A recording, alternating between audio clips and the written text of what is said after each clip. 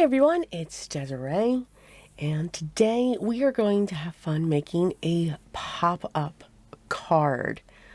This is, of course, using dies from Scrappy Tails, and we're going to make this cute little haunted house.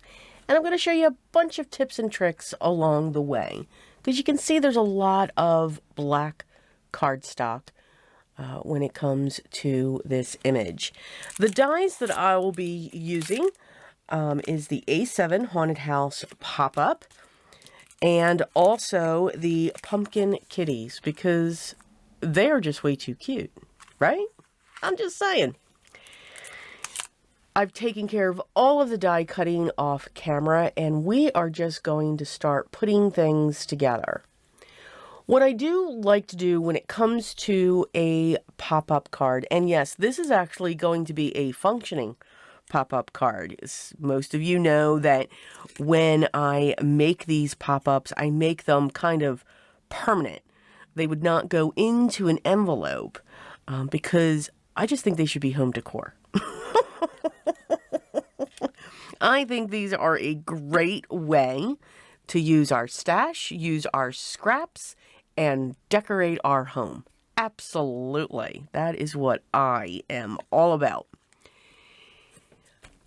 First, I took a piece of vellum and I used an alcohol marker. Now, you can use an alcohol marker, you can use a Sharpie, you can use your ink pads, however you want to change the color of your vellum, you can. Now, you could also use a solid piece of cardstock as well. So, again, our creativity it has no bounds. We can do so many different things, but I wanted this faint color in the back of those windows. And you can see, you just get this mottled look when it comes to the back of those windows. Now, this vellum is going to be sandwiched in between another house. So die cut it again.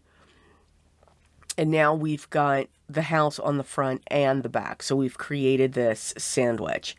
I do, like I was saying, when I do like to do a pop-up or turning that pop-up into a home decor piece, I will die cut multiple pieces of the same image and layer them on top of each other to give it more substantial weight, to make it stronger.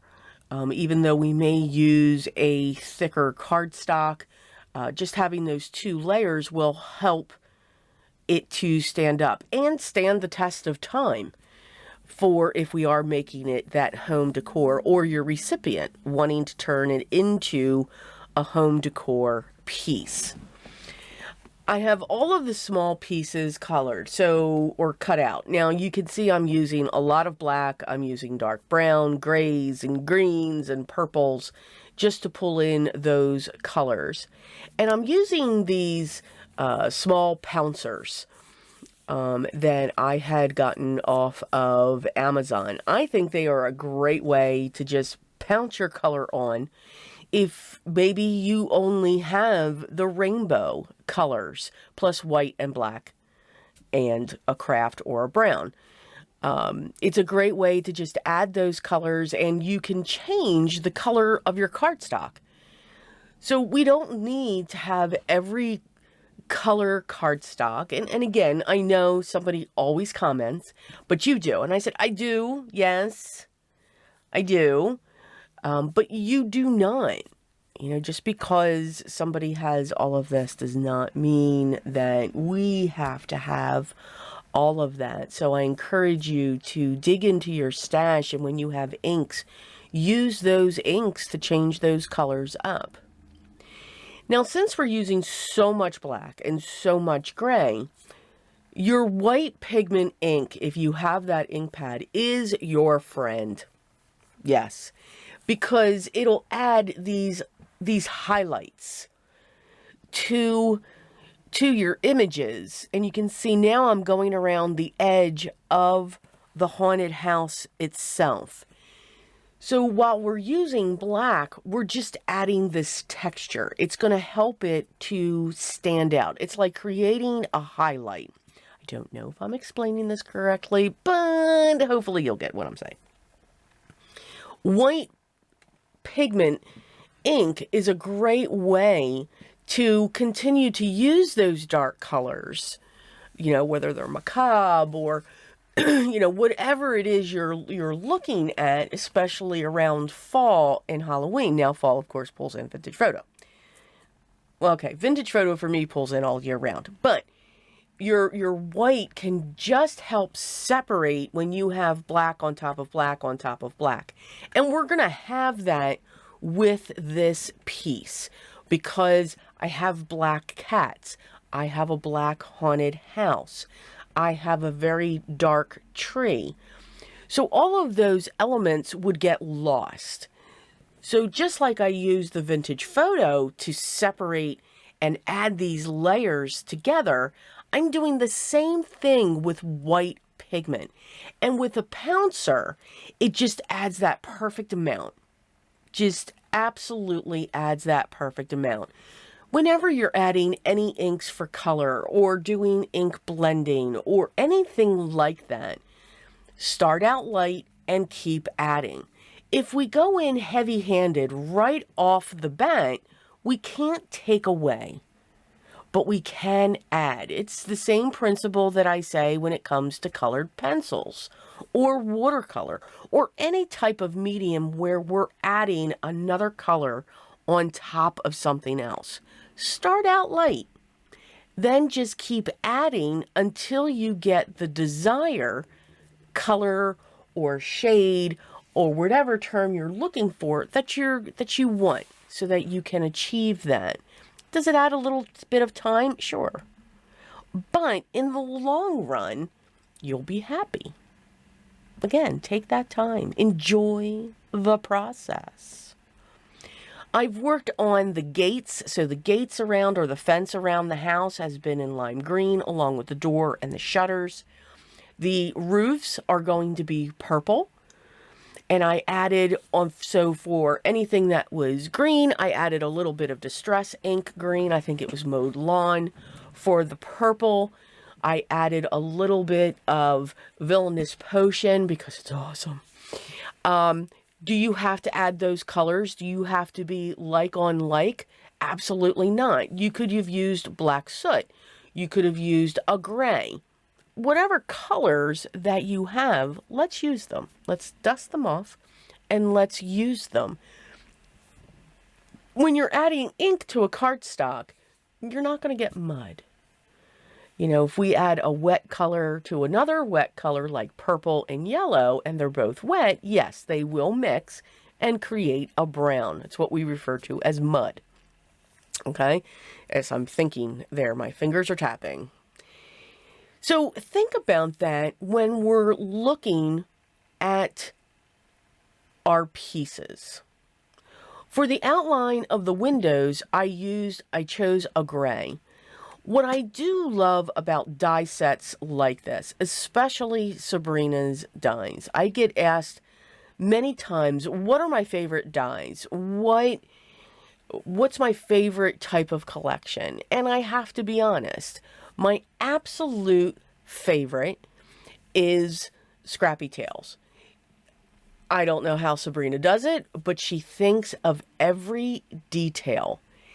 And when we keep those scraps that we just cannot get rid of, they're perfect because these dies can get into that stash and whittle it down and make good use of those pieces.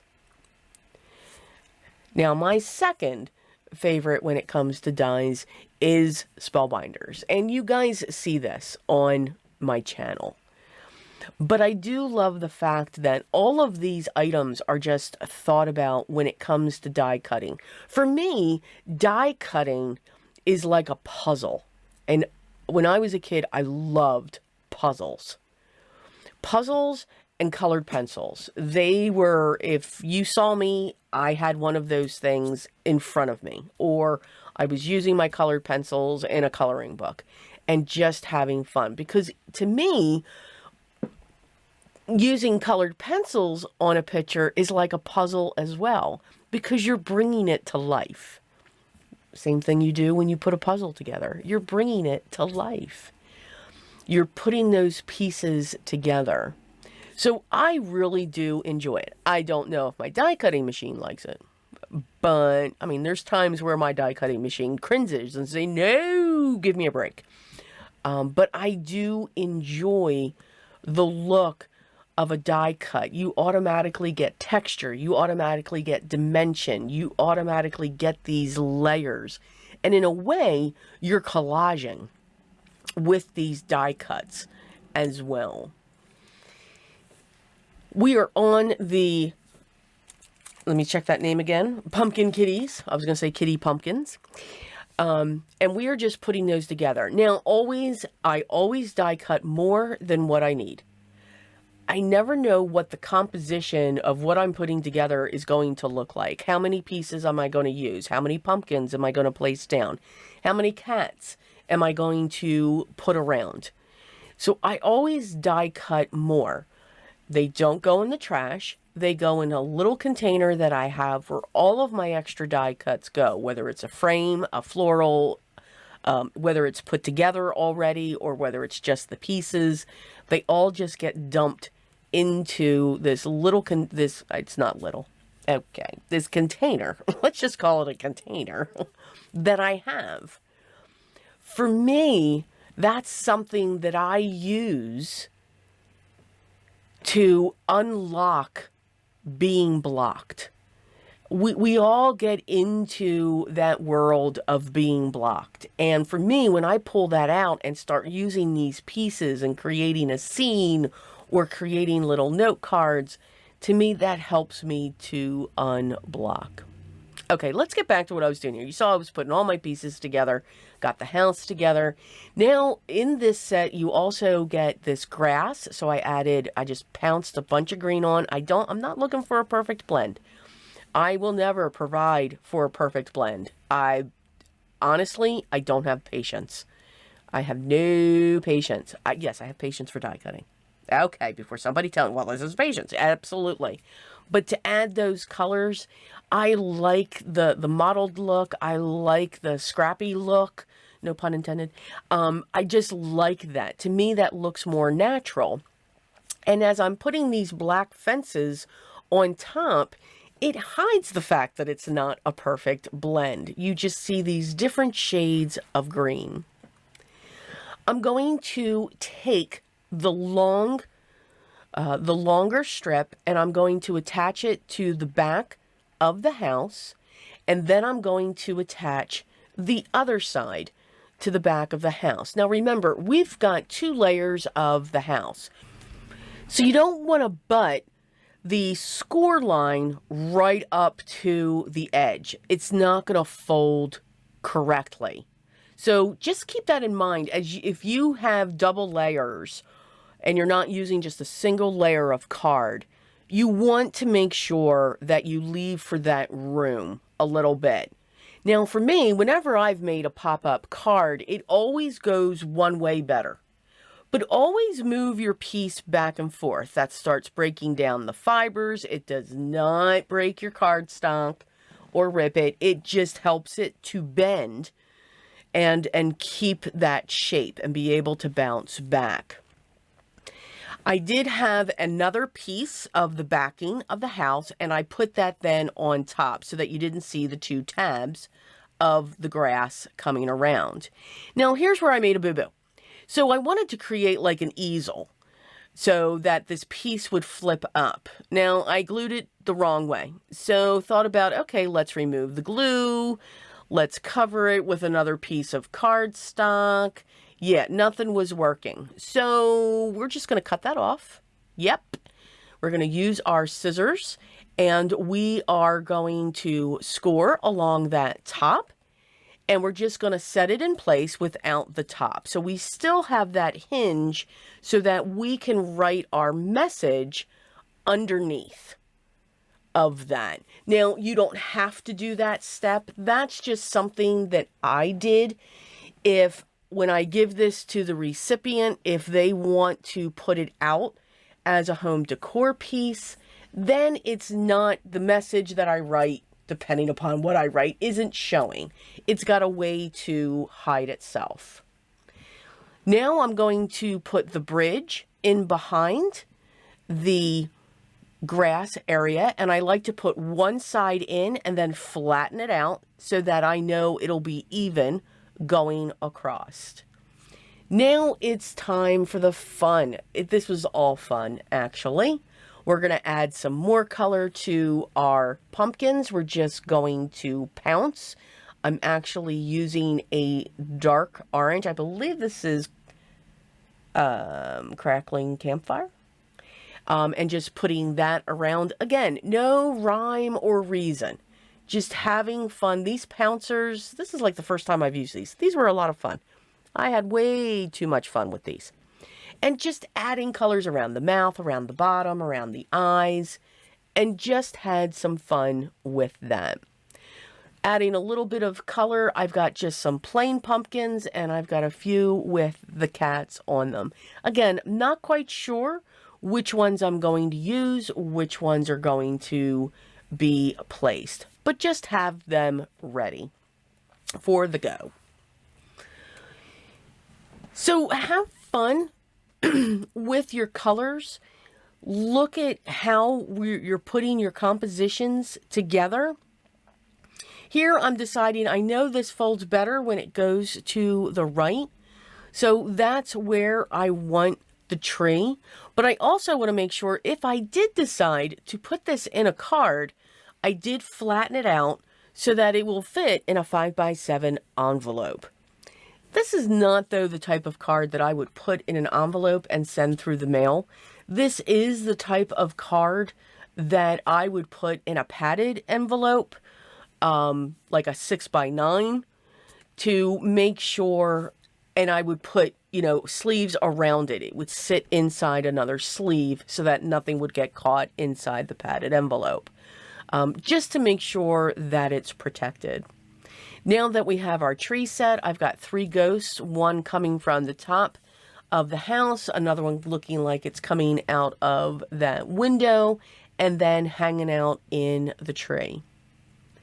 So if I just took the black cats that I die cut, of course, from black cardstock, and placed them on this image, they would kind of get lost because we have the black fence, we have the dark black house in the back. All I did was just pounce a little bit of white pigment ink along the bottom and the top of them. And you can see they're kind of highlighted. You can see them now. Your eye is automatically being drawn to them so that they're not just blending. Now, again, this is all my personal opinion, but it's just something that adds a little bit of texture to your image. And dimension to the image as well. I'm just going to put a pumpkin and a cat, and I'm kind of looping the cat around the pumpkin, and then just putting those to the side of the piece. I have the cat to the front, and I think that's all that I do. I am going to add a cat to the base of the tree. And again, because I added that white pigment ink, she's sticking out just a little bit. Now I want to decorate the back. And here's where here's where it really shows. That white pigment ink really shows the cats, but they're still black cats. I'm putting them on a black surface. I didn't want to lose them. So by adding that white pigment ink, it's kind of like an outline that is formed around them so that we can still see them. Now, for these cats, there's eyes that you can die cut with your white cardstock. There's all of that. I lose those pieces. Yep. Absolutely do. Always lose those pieces. So I used my white gel pen and added to the eyes, filled in those areas, and then I brought in my black glaze pen to add the dot for their eyes. But you can really see how they stand out, and they even look 3D coming off the back of our card. So here is our finished project. I absolutely love it. I think it came out really cute. It folds both ways. You can tell one way is a little bit easier to fold. I did forget to put black behind the pumpkins on the side, but that's okay. It looks great. And then our back, we have that decorated, and then that will flip up for the message that we can put for our recipient.